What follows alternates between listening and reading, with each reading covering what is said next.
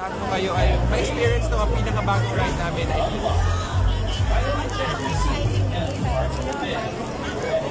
well, ang masasabi ko, no, after riding it several times and hopefully all of our guests are watching it ride it provides you a different experience, a different sensation altogether.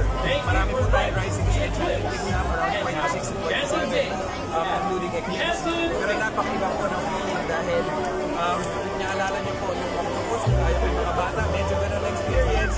Pero at the same time, bumibilis niyo yun na parang ang ride, na parang ibang ride. So I would say it's a unique experience altogether na talagang kayo po ang makakapag-husga when you ride Eclipse for the first time. So now that we have launched it today, it's now available and open. Magbukas po ang park every Wednesday.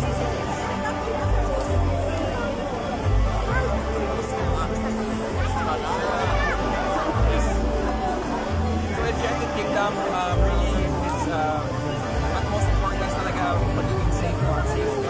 Pagbibigay ng experience na magical and fun and safe sa lahat ng guests natin. And for the past 30 years, this has been something we have valued and promoted throughout everything that has happened.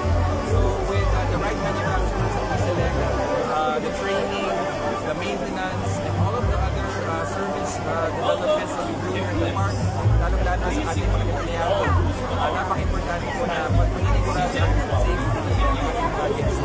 So this is something that we will make sure and we continuously maintain as much as possible, being the first and only world-class theme park.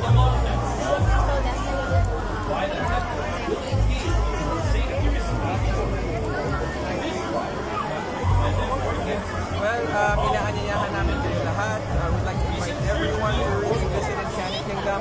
We are celebrating our 30th anniversary with the campaign called Forever Enchanted. So we hope that you will be part of our celebration. If you haven't been here, ito po perfect time para makabisita at dali ng mga family, friends, and loved ones. We have opened and launched our newest ride,